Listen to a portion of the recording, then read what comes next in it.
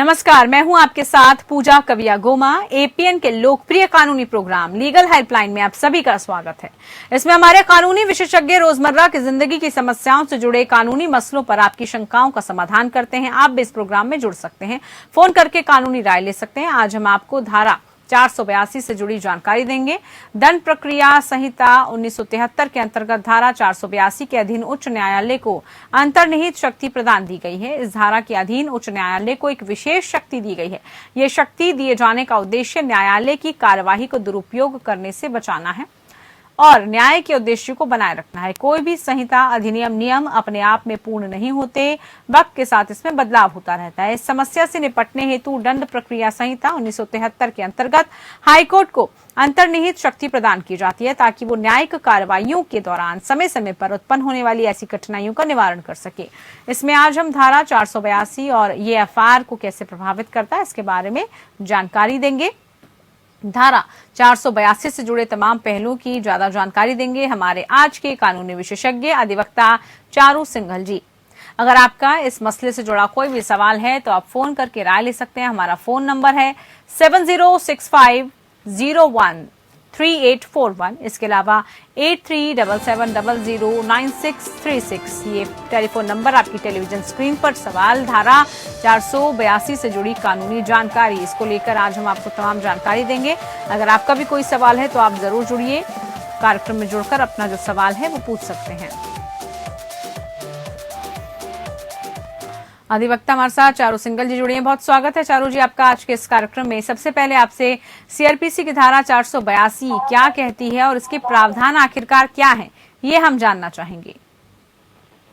जी, actually तो ये हमारी सीआरपीसी है जिसे हम हिंदी में दंड प्रक्रिया संहिता 1973 की जो बनी थी, तो इसमें 482 एक धारा का प्रावधान है जिसके तहत हाई कोर्ट को असाधारण शक्ति है जी कि कोई भी ऑर्डर वो पास कर सकता है अगर कोई कानूनी प्रक्रिया का कहीं दुरुपयोग हुआ है या फिर न्याय को उसके अंत तक पहुंचाने के लिए, न्याय को पाने के लिए उसके अंत तक हाई कोर्ट इस शक्ति का प्रयोग कर सकता है अगर कोई प्रावधान और नहीं दिया गया है किसी और लॉ।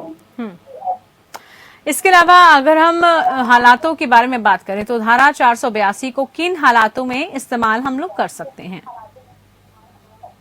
देखिए, ये जो धारा है ये 482 सीआरपीसी, इसमें हाईकोर्ट को असाधारण शक्ति तो दी गई है जी, लेकिन फिर भी हाईकोर्ट इससे जो भी ऑर्डर पास करता है इसे बहुत संयम के साथ करता है क्योंकि रेगुलर या रूटीन मैनर में दिनचर्या में हर चीज हम इसके अंदर नहीं ले जा सकते। बिल्कुल, इस 482 का इस्तेमाल करने के लिए कि भाई इसमें हमें हर जब भी कोई मैटर हो इसके अंदर चले जाए, ऐसा नहीं कर सकती। और हाई कोर्ट भी हर केस के अंदर 482 के इसकी रिलीज नहीं दे सकता, इसे बहुत संयम के साथ इसमें रिलीज देनी पड़ती है जी। बहुत ही इसमें हम अगर कोई झूठी एफआईआर हो गई है किसी के अधीन, झूठे चार्जेस क्लेम हो गए, आरोप जिसे हम कहते हैं कोर्ट में कर दिए, या कोई झूठी चार्जशीट लगता है कि ये केस हो गई है कोर्ट के अंदर, तो इन सब चीजों को चैलेंज कोर्ट में कोई झूठी कंप्लेन कर दी है किसी के खिलाफ, तो इन सब चीजों के लिए रद्द करने के लिए फेयर के साथ हम 482 का पेटिशन हाईकोर्ट में कर सकते हैं। बिल्कुल अहम जानकारी चारू जी आपकी तरफ से दी गई है। और अगर हम बात करें सीआरपीसी की धारा 482 की, जो कि ये बताती है कि इनहेरेंट या फिर पावर ऑफ हाईकोर्ट है, ये सिर्फ हाईकोर्ट को ही प्राप्त है। अब यहाँ बात हम करते हैं कि आखिरकार इनहेरेंट है क्या? असाधारण, मैंने आपको बताया ना, इस तरीके की एक्स्ट्राऑर्डिनरी शक्ति। इनहेरेंट मतलब अगर कोई प्रावधान जो सीआरपीसी में कहीं और प्रोवाइडेड नहीं, वो इसके अंदर दिया हुआ है, अगर कोई और चीज नहीं, कोई सेक्शन नहीं प्रोवाइडेड है, तो इसके अंदर हाईकोर्ट सुमोटो या अपने किसी की कंप्लेन पे या किसी पेटिशन पे कोई लाता है तो एक्शन नहीं सकता। और ऐसे चारू जी क्यों कहा गया है या क्यों किया गया है ऐसे कि न्यायालय के जो स्वविवेक है उसके ऊपर सब कुछ रख दिया गया है कि देखिए आप ही डिसाइड करिए? नहीं नहीं, ऐसा नहीं है। तभी मैंने आपको पहले ही बताया कि बड़े संयम के साथ, बड़े विवेक के साथ हाई कोर्ट को इसमें डिसीजन लेना पड़ता है पूरी स्थिति में। ये दिनचर्या या रोजमर्रा का वो नहीं है कि आपने जो भी पेटिशन इसके अंदर डाला उसको रिमूव हुआ बाउंड है, ऐसा नहीं है। हाई कोर्ट इसमें बड़े संयम के साथ डिसाइड करता है।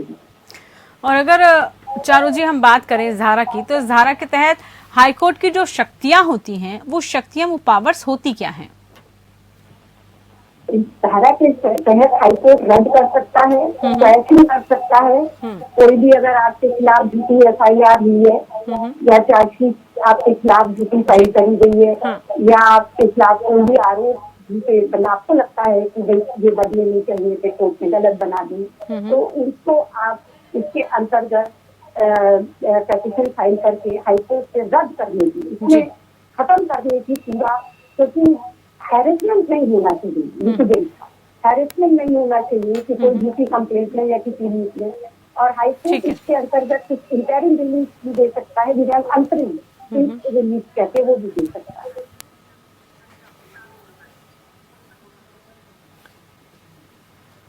तो दर्शक हमारे साथ जुड़ सकते हैं। कार्यक्रम में जुड़ने के लिए टेलीफोन नंबर्स लगातार हम फ्लैश कर रहे हैं, आप इन नंबर्स पे कॉल करके हमारे साथ जरूर जुड़िए और अधिवक्ता से जो भी आपका सवाल है वो आप पूछ सकते हैं। आज हम बात कर रहे हैं धारा 482 की, उसके तहत जो शिकायत आप कैसे कर सकते हैं, पूरी प्रक्रिया क्या है। अगर आप चारू जी बात करें झूठी FIR की, तो झूठी FIR दर्ज होने पर धारा 482 के तहत राहत कैसे मिल पाती है? देखिए, ऐसा है कि झूठी FIR, हर एक को लगता है मेरे अगेंस्ट झूठी FIR ही है, झूठी FIR और झूठी कंप्लेंट कोर्ट में, खाली FIR के पर ही झूठी कंप्लेंट के ऊपर भी आप लेकर आपको रेसिपी में पेटिशन फाइल कर सकते हैं। लेकिन अब झूठी FIR या झूठी कंप्लेंट को ये कौन ये करेगा कि ये झूठी है और ये वाकई में गलत फाइल है, ये हाईकोर्ट को रेसिपी में पहले पैरामीटर्स दिए गए हैं उसमें डिसाइड करेगा। वो पैरामीटर्स ये हैं जो कि स्टेट ऑफ हरियाणा एवं भजन लाल के केस में भी सुप्रीम कोर्ट ने डिसाइड गाइडलाइंस दी है कि अगर या तो आरोप फेस वैल्यू पे, जो भी आरोप लगाए हैं किसी के खिलाफ, वो अप्रेंटली देखने से झूठे लग रहे हैं, फेस वैल्यू से, कि भाई ये हो ही नहीं सकते इसके अगेंस्ट। दूसरा, जो एविडेंस दी गई है वो ऐसी है कि अगर एविडेंस हो भी गई तो उसका कन्विक्शन नहीं हो सकता, ठीक है, एक्यूज का कन्विक्शन नहीं हो सकता।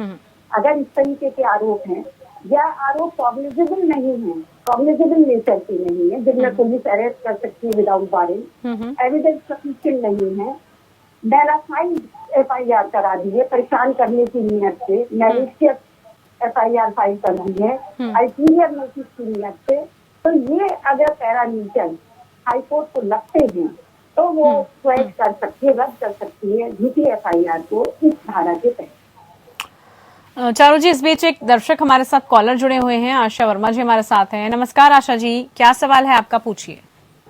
हमारा ये सवाल है, मेरा पहले एक जगह से डाइवोर्स हो चुका था, तो पहले जगह से मेरी एक बेटी थी जी, और जो हमने जिस सेकंड मैरिज की है जिनके साथ, उनका भी पहला डाइवोर्स हो चुका था और उनसे भी एक बेटा था, तो वो उस लेडीज को दे दिया और कागज में लिखा था, उन्होंने जिस तारीख को दिया है वो सब लिखा था जी। और मेरे साथ जब इन्होंने लिखा पढ़ी की है वकील से, इन्हीं का दोस्त था वकील, तो लिखा पढ़ी की है, तो उस टाइम हम लोग इस चीज की जानकारी नहीं थी। मेरी माता जी एक्सपायर हो गई थी, खत्म हो गई थी, 2-3 महीने में इन्होंने मेरे साथ विदा कर दी।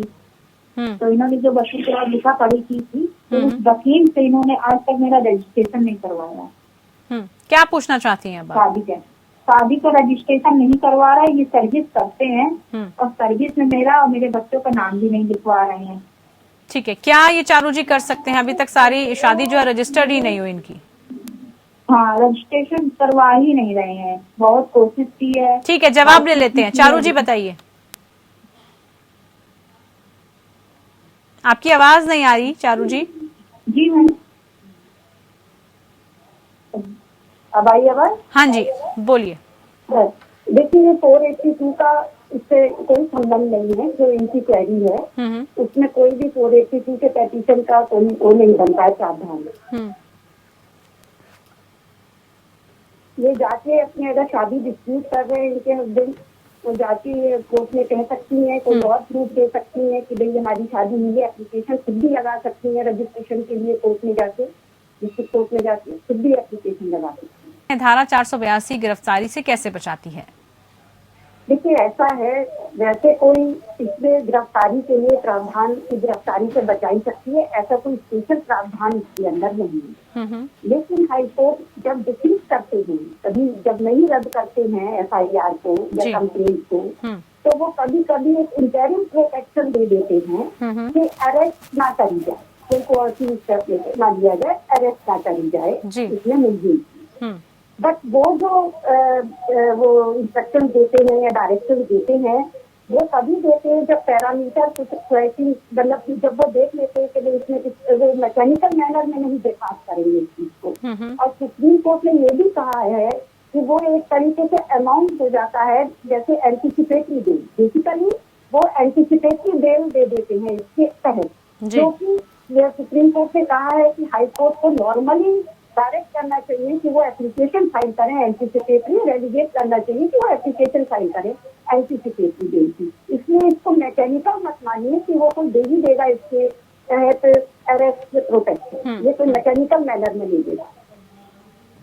और अगर चारू जी बात करें तो किन दस्तावेजों को धारा 482 की शिकायत में रखा जा सकता है साथ में? इसके ऊपर जिस दस्तावेज को आप रद्द करवाना चाहते हैं, सबसे पहले तो आप इसी को इसके कोर्ट के आगे पेश करेंगे, लगाएंगे अपने पेटिशन में। एफआईआर है, चार्जशीट है, एविडेंस कोई आ चुकी है तो उसको लगा दीजिए। अगर ट्रायल के केस है तो चार्जेस सेम हो गए हैं तो उसके दस्तावेज को लगा दीजिए। तो सारी चीजों को जिसको भी आप पेश कराना चाहते हैं, इससे रिलेटेड, इससे संबंधित जो भी आपको लगता है कि आपको सपोर्ट करेगा, इन सब दस्तावेज को आप लगा सकते हैं। चारू जी, अगला सवाल मैं आपसे पूछना चाहूंगी, जो रद्द करने वाली याचिका है उसमें अंतरिम आदेश पारित करने के लिए हाईकोर्ट की जो शक्तियां हैं उसका दायरा आखिरकार क्या है? देखिए, एक तो अभी हमने बात करी कि अरेस्ट प्रोटेक्शन, जो हमने बताया आपको कि मैकेनिकल मैनर में नहीं कर सकता है इसको, ठीक है, में देनी है, ऐसा कुछ नहीं। दूसरा जो है, इसमें स्टे कर सकता है इन्वेस्टिगेशन का हाईकोर्ट, तब तक जब तक आपका ट्रायल पेंडिंग है या आपकी पेटिशन पेंडिंग है, तब तक इसमें वो स्टे कर सकता है। और ये भी एक आपको दे सकता है, एक ये भी दे सकता है कि कोर्सिव स्टेप कोई भी एक्यूज के आदेश नहीं लिया जाएगा। तो ये सारी इंटरिम ऑर्डर पास कर सकता है हाईकोर्ट अपनी इस शक्ति के तहत। बिल्कुल। चारू जी, एक जो सवाल अक्सर सबके जहन में आता है वो ये है कि जो आईपीसी है और सीआरपीसी है उसमें जो डिफरेंशिएट है, जो अंतर है वो क्या होता है? विस्तार से आपसे समझना चाहेंगे इस अंतर के बारे में। तो बहुत लेमेंट लैंग्वेज में समझाऊं तो आईपीसी में ये दिया हुआ होता है कि कौन सा अपराध बनता है, क्या अपराध बना, चोरी बना, चीटिंग बना, फ्रॉड बना, जो भी तथ्य हैं उनके आधार पर कौन सा अपराध बनता है कंप्लेंट के आधार पर, जो भी एफआईआर के आधार पर। और सीआरपीसी में प्रोसीजर दिया हुआ है कि कहाँ किस कोर्ट में मुकदमा जाएगा, एविडेंस, और इसमें कैसे जज अपने कॉग्निजेंस लेगा, और फिर उसके बाद हियरिंग कैसे होगी, ये सारा प्रावधान इसका सीआरपीसी में। तो ये समझ लीजिए कि वो एक ये चीज है कि क्या चीज ऑफेंस का बनता है और सीआरपीसी इसका कैसे निर्धारण होगा, इसको प्रोवाइड करता है। इसके अलावा अगर चारू जी बात करें, क्या जो ये धारा है इसका किसी तरीके से दुरुपयोग भी हो सकता है? क्या कोई इसको लेकर ऐसा भी कोई प्रावधान है कि दुरुपयोग ना हो, या अगर हो तो क्या किया जाए? देखिए, कभी जैसे मैंने आपको शुरू में कहा था कि दुरुपयोग तो इसका ऐसा कुछ एपरेंटली नहीं हो सकता, क्योंकि ये तो हाईकोर्ट की इनहेरेंट पावर्स हैं और इसमें हाईकोर्ट बहुत विवेक के साथ और बहुत संयम के साथ ऑर्डर पास करता है, स्पेयरिंगली अपनी पावर्स का यूज करते हुए।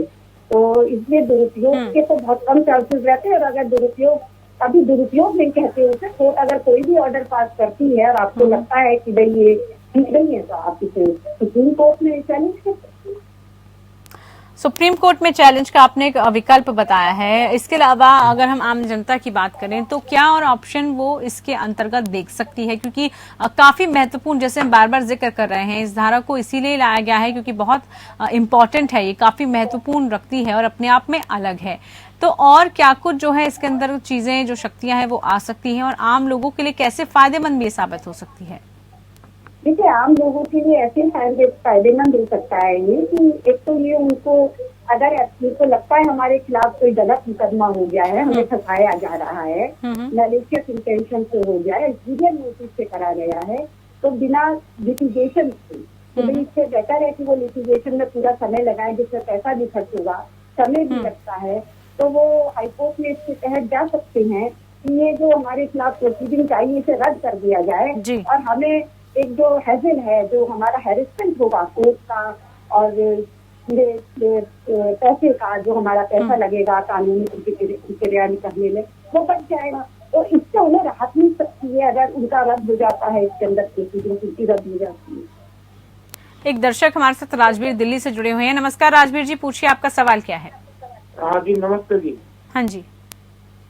ये जी, मैं 2008 में एक एक्सीडेंट हुआ था मेरे से मुक्ति पे, तो धारा लगाई थी 279/427।